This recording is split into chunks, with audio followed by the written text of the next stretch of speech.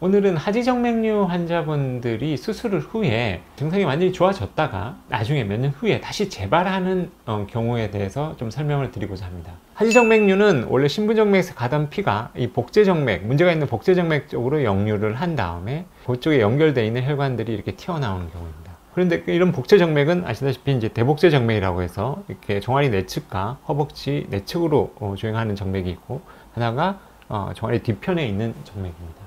자, 예를 들어서 이제 대복제 정맥 쪽으로 피가 역류를 해서 정맥류를 만들었다고 가정을 해 보겠습니다. 이렇게 가정을 해서 치료를 하게 되면 이 튀어나와 있는 정맥류들은 대부분 제대로 치료가 되어지게 됩니다. 그리고 증상도 좋아지게 되고요. 그런데 몇 년이 지나서 재발을 하게 되는데, 그러면 왜 이게 한번 없어진 애가 제대로 없어졌는데도 정맥류가 재발하느냐? 크게 네 가지로 나눌 수가 있습니다. 첫 번째는 이 복제 정맥을 처리를 할때 메인 대복제 정맥의 문제가 아니라 처음에는 이 부복제 정맥의 문제였을 가능성이 높습니다. 부복제 정맥 쪽으로 역류를 해서 하지정맥류가 만들어지고 있었는데, 이쪽은 잘 처리가 됐는데 그 역류하던 힘이 이쪽으로는 전달되지 않지만 다시 남아있는 대복제 정맥 쪽으로 역류를 하는 경우가 있습니다. 반대로 처음에는 대복제 정맥으로 역류가 돼서 대복제 정맥을 확실히 처리를 했는데, 대복제 정맥 쪽으로는 역류를 하지 않지만 부복제 정맥 쪽으로 역류를 하는 증례가 되겠습니다. 예전에도 말씀드린 적이 있는데, 대복제 정맥의 이상에 의해서 하지정맥류가 만들어지는 쪽에 기시부를 보게 되면 하나만 이렇게 길게 있는 경우도 있지만, 지금과 같이 부복제 정맥이 발달을 하는 경우가 있습니다. 발달을 해서 여러 가지 형태의 약간 정상적인 변이를 가지는 부복제 정맥들을 가질 수가 있습니다. 처음에는 대복제 정맥 쪽으로 역류를 해서 이쪽을 처리를 해서 없앴는데 부복제 정맥 쪽으로 역류를 하는 경우가 두 번째 경우이고요. 첫 번째 역류가 부복제 정맥 쪽으로 이루어져서 하지정맥류 수술을 했는데 이쪽은 다 해결이 됐지만, 그 역류가 되던 힘이 다시 대복제 정맥 쪽으로 진행이 돼서 대복제 정맥 쪽에서 정맥류를 만들 수가 있습니다. 원래는 제대로 된 치료를 했지만 복제 정맥이 부복제 정맥을 가지면서 다른 쪽으로 역류가 진행되는 경우입니다. 그 외에도 이 하지정맥류를 만드는 이 복제정맥은 대복제 정맥 같은 경우만 놓고 보더라도 정상적인 변이의 배열의 상태를 가지는 경우가 굉장히 많습니다. 이렇게 한 줄에 있는 경우가 대부분이지만, 이렇게 내려오다 두 줄로 된다거나 다시 두 줄로 됐던 게 다시 만난다거나, 이런 아주 정상적인 변이를 많이 가지고 있습니다. 그런 정상적인 변이를 가지는 위치도 사람마다 중간에 있는 사람이 있고, 아래쪽에 있는 사람이 있고, 위쪽에 있는 사람이 있고, 아주 다양합니다. 그렇기 때문에 이런 처음에 수술을 할 때 초음파로 다 관찰을 해서 실제로 역류가 이루어지는 부위 쪽은 다 처리를 해줘야지 이제 재발률을 낮출 수가 있습니다. 처음에 문제가 없었던 부복제 정맥이나 이런 대복제 정맥이 부복제 정맥이나 대복제 정맥을 역류하는 걸 다 처리를 하고 잘 처리가 됐음에도 불구하고 나머지 쪽으로 다시 정맥류가 발생하는 경우는 충분히 생길 수가 있습니다.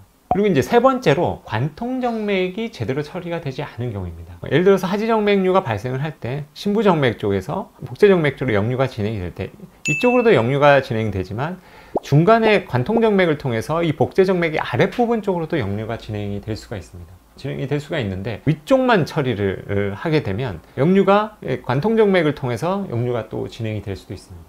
그리고 처음에는 이 관통정맥에 의한 역류가 전혀 없어가지고 레이저나 고주파로 위쪽만 처리를 했을 수가 있습니다. 그런데 처음에 문제가 없었던 이 관통정맥 쪽으로 다시 역류가 진행을 할 수도 있습니다. 그러면 이런 관통정맥이 어디에 있느냐? 물론 허벅지 중간에도 있을 수 있지만, 이렇게 종아리 내측 부위, 신경이 가까이 붙는 종아리 내측 부위에서 이런 관통정맥이 역류를 하기 시작하게 되면, 이 아래쪽에서 남아있는 쪽에서는 예전에 있던 불편한 증상과 함께 튀어나온 정맥류를 같이 만들 수가 있습니다. 그래서 위쪽에 있는 대복제 정맥이 잘 처리가 됐다 하더라도 신경 가까이 쪽에 있는 처리하지 않은 대복제 정맥이 나중에 다시 역류가 시작이 되면서 재발을 할 수가 있고, 이럴 때는 이쪽은 이제 레이저나 다른 수술로 되지 않기 때문에 반드시 근본 발거술로 처리를 해줘야 됩니다. 마지막으로 복제정맥은 잘 처리가 됐는데 관통정맥에 의해서 하지정맥류가 생기는 경우입니다. 이 관통정맥이라는 것은 신부정맥과 표제정맥을 연결하는 정맥을 관통정맥이라고 그러는데, 복제정맥이 없어지게 되면 이런 관통정맥이 복제정맥으로 연결이 되지 않더라도 피부에 있는 다른 작은 정맥 쪽으로 연결이 되면서 문제를 일으킬 수가 있게 됩니다.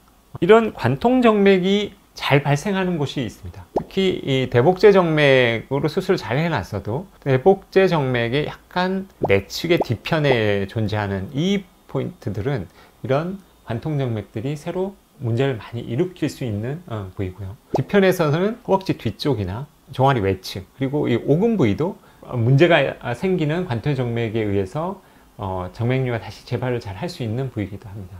근데 보통 이렇게 관통정맥에 의해서 복제정맥이 연결이 되지 않고 관통정맥에 의해서만 하지정맥류가 재발하는 경우는, 보통 이런 경우는 대부분 경화치료나 간단한 치료로 다 해결을 할 수가 있습니다. 그러면 이제 하지정맥류가 생기지 않도록 하기 위해서 이 복제정맥을 전부 다 처리하면 되지 않느냐 생각하실 수도 있는데, 굳이 그렇게까지 하실 필요는 없습니다.